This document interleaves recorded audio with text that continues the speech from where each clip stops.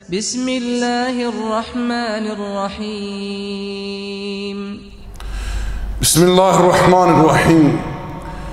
الحمد لله تعالى والصلاة والسلام على رسول الله صلی اللہ علیہ وعلى آلہ وصحبہ اجمعین اما بعد. برادران اسلام، آج اس نشست میں اللہ جل وعلا کی توفیق سے ہمارے درس کا عنوان ہے کہ گھروں میں برکتیں کیسے نازل ہوں. اللہ جل وعلا سے دعا ہے کہ رب ذوالجلال حق گوئی کی توفیق عطا فرمائے اور ہم سب کو اللہ جل وعلا جہاں تک میری آواز پہنچے اللہ تقدس و تعالی ہمیں حق کو سمجھنے کی، حق پر ایمان رکھنے کی اور عمل کرنے کی توفیق عطا فرمائے. میرے بھائیو، جو گھر مبارک ہوتا ہے، جس گھر میں رب ذوالجلال کی طرف سے برکتیں نازل ہوتی ہیں، وہ گھر والوں کے لیے جنت بن جاتا ہے.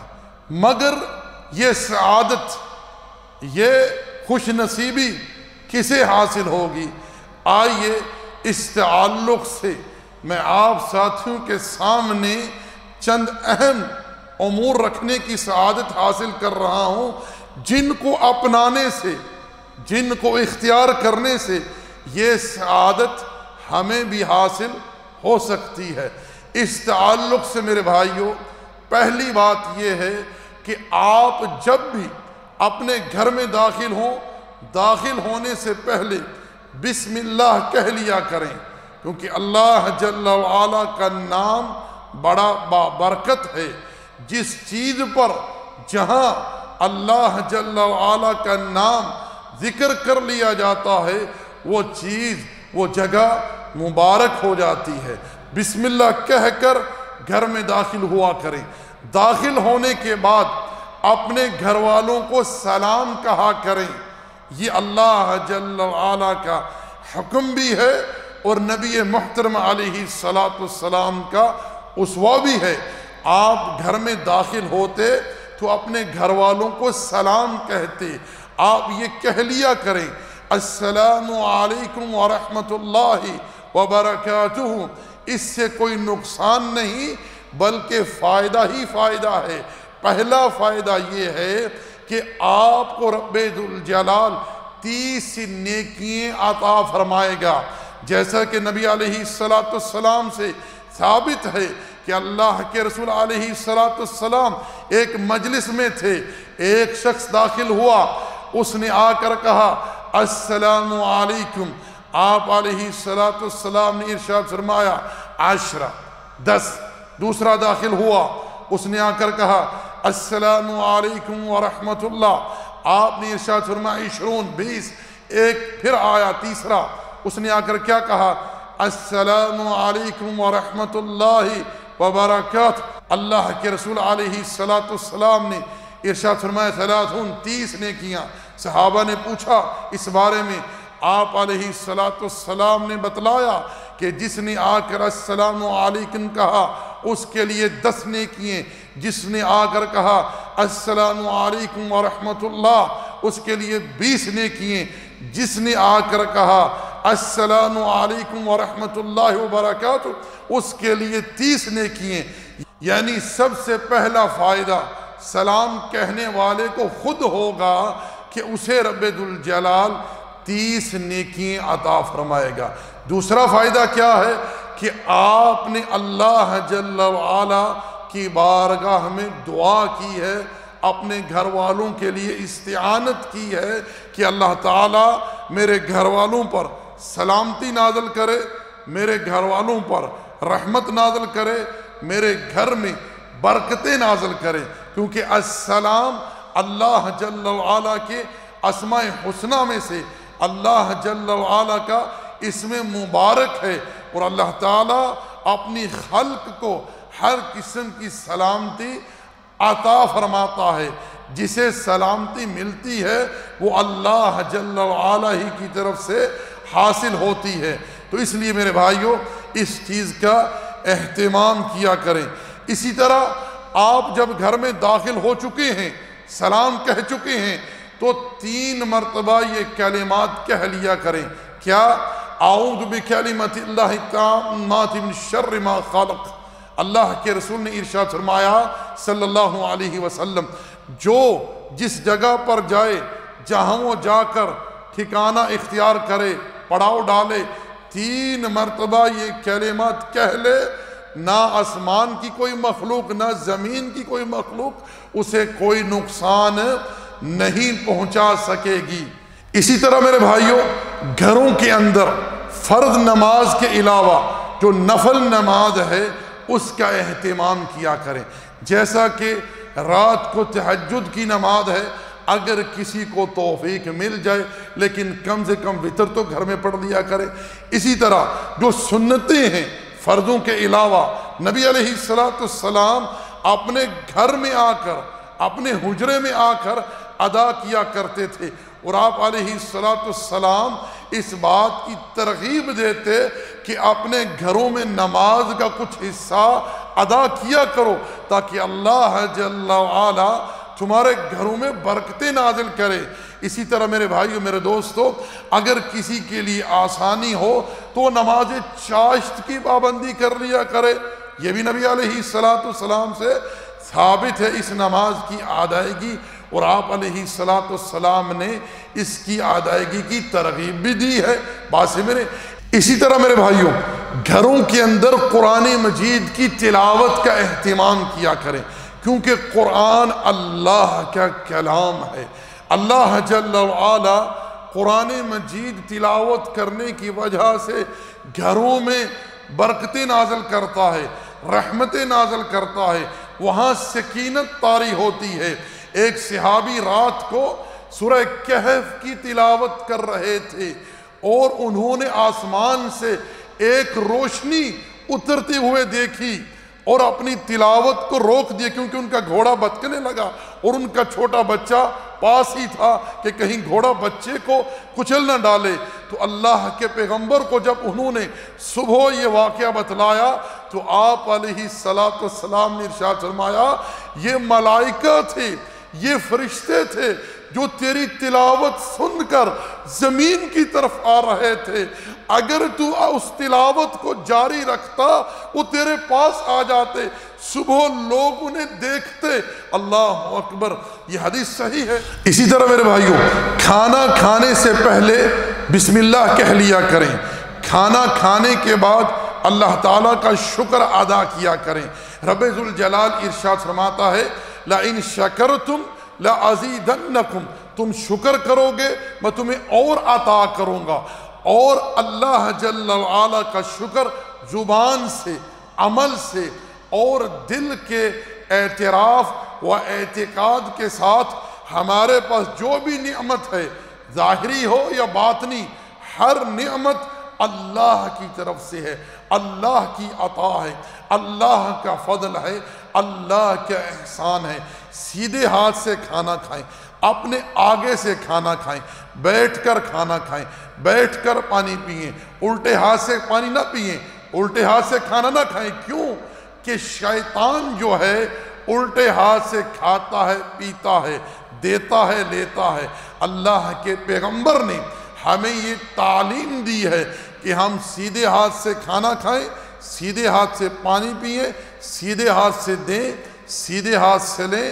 اللہ کے رسول علیہ السلام ہر مبارک کام سیدھے ہاتھ سے کیا کرتے تھے صلی اللہ علیہ وسلم۔ تو میرے بھائیو، میرے دوستو، اپنے بچوں کو بھی اس بات کی تعلیم دیں۔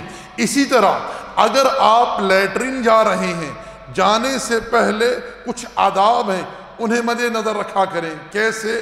یہ دعا پڑھ لیا کریں، بسم اللہ اللہم انی اعوذ بک من الخبث والخبائث، الٹے پاؤں کے ساتھ داخل ہوں، اور جب قضاء حاجت سے فارغ ہو جائیں سیدھے پاؤں سے باہر آئیں اور یہ کہہ لیا کریں غفرانک۔ ایسا کرنے سے کیا ہوگا؟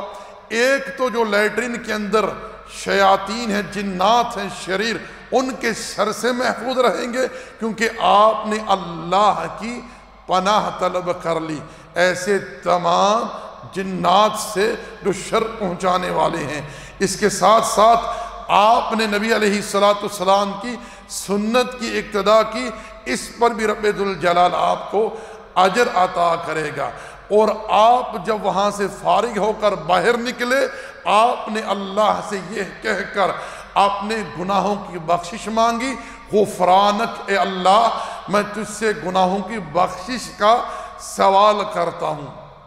اسی طرح میرے بھائیوں، رات کو سونے سے پہلے بسم اللہ کہہ کر اپنے گھروں کے دروازے بند کیا کریں، کیونکہ بسم اللہ کہہ کر جس گھر کے دروازے کو بند کیا جائے شیطان اسے کھول سکتا، اور بسم اللہ کہہ کر چراغ بجھا دیا کریں۔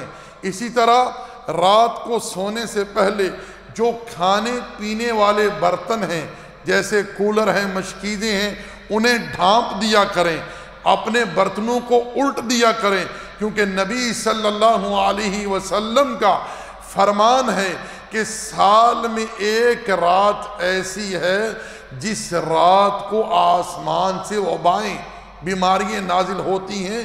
اس لیے اللہ کے رسول علیہ السلام نے ہمیں اس بات کی تعلیم دی ہے کہ ہم رات کو اپنے برتنوں کو ڈھانپ دیا کریں اور مشکیزیں جو ہیں ان کے منہ کو باندھ دیا کریں، یعنی انہیں کور کر دیا کریں۔ اسی طرح اپنے گھروں کو اللہ جل وعلا کی نافرمانی سے بچائیں، گھروں کے اندر تصاویر نہ ہوں، کتے وغیرہ نہ ہوں، کیونکہ نبی علیہ السلام کا فرمان ہے جس گھر میں تصاویر یا کتے ہوں وہاں اللہ جل وعلا کے رحمت کے فرشتے جو ہیں وہ داخل نہیں ہوتے۔ اسی طرح اپنے گھروں کو جھگڑوں سے بچائیں، چھوٹی چھوٹی باتوں پر کیل و کال، تانا تشی، ان چیزوں سے اپنے گھروں کو محفوظ رکھیں۔ نبی علیہ السلام ایک مرتبہ نکلے اپنے گھر سے صحابہ کرام کو لیلۃ القدر کے بارے میں بتلانے کے لیے، لیکن راستے میں دیکھا کہ دو لوگ لڑ رہے تھے، ان کے لڑنے کی وجہ سے یہ جھگڑا اتنی بڑی نحوست ہے، اس جھگڑے کی وجہ سے آپ کے دل سے لیلۃ القدر کا جو علم ہے اسے مٹا دیا گیا۔ اللہ اکبر۔ تو ان چیزوں سے اجتناب کریں، جھگڑوں سے، تانا تشی سے، ان امور سے گھروں میں بے برکتی ہوتی ہے۔ اسی طرح اگر گھر کے اندر کوئی مہمان آ جائے تو دل کی فراغی کے ساتھ اس کی مہمان نوازی کریں، اور اس چیز کو شرف اور فخر اور اعزاز سمجھیں کہ اللہ تعالیٰ نے ہمیں یہ شرف عطا کیا ہے۔ ابراہیم خلیل اللہ علیہ السلام کے جہاں بہت سارے اوصاف ہیں، وہاں ایک وصف یہ بھی تھا کہ ابراہیم خلیل اللہ علیہ السلام ہمیشہ کسی کو دعوت دیا کرتے تھے کہ آؤ بطور مہمان بن کر میرے ساتھ کھانا تناول کرو۔ تو میرے بھائیو، مہمان نوازی جو ہے یہ بڑے شرف اور اعزاز کی بات ہے، اس سے دلوں کو تنگ مت کیا کرے۔ اسی طرح میرے بھائیو، گھروں میں یا گھروں سے باہر اپنے آپ کو گالی، جھوٹ، غیبت، بہتان تراشی، بدگمانی، ان گناہوں سے بالکل بچا کر رکھیں۔ ایک تو یہ گناہ رب ذوالجلال کی نافرمانی ہے، ساتھ ساتھ ان گناہوں کے ارتکاب کی وجہ سے بچوں کی تربیت پر بڑا گہرا اثر پڑتا ہے۔ بچے جو کچھ اپنے والدین کو کرتے ہوئے دیکھتے ہیں، جو کچھ ان کی زبان سے سنتے ہیں، اس سے وہ متاثر ہوتے ہیں، اور وہی چیزیں وہ بھی سیکھتے ہیں اور آگے ان کا ارتکاب کرتے ہیں، اور یہ گناہ ہیں، اور گناہ جو ہیں وہ بے برکتی لے کر آتے ہیں۔ اللہ جل وعلا نے قرآن مجید میں ارشاد فرمایا وَمَنْ أَعْرَضَ عَنْ ذِكْرِي فَإِنَّ لَهُ مَعِيشَةً ضَنْكًا وَنَحْشُرُهُ يَوْمَ الْقِيَامَةِ أَعْمَى قَالَ رَبِّ لِمَ حَشَرْتَنِي أَعْمَى قَدْ كُنْتُ بَصِيرًا قَالَ كَذَلِكَ أَتَتْكَ آيَاتُنَا فَنَسِيتَهَا وَكَذَلِكَ الْيَوْمَ تُنسَى۔ اللہ نے فرمایا جو ہمارے ذکر سے اعراض کرے گا ہم اس کی معیشت کو تنگ کر دیں گے، ہم اس کی معیشت کو تنگ کر دیں گے اور اسے قیامت کے دن اندھا بنا کر اٹھائیں گے، اور وہ کہے گا اللہ مجھے اندھا بنا کر کیوں اٹھایا گیا حالانکہ میرے پاس تو 2 آنکھیں تھیں؟ تو جواب دیا جائے گا کہ تیرے پاس ہماری نشانیاں آئیں، تو نے ہماری آیات کو جھٹلایا، ہماری نافرمانی کی، اس لیے آج تجھے بھلا دیا گیا ہے جس طرح تو نے دنیا میں ہمارے احکامات کو بھلا دیا۔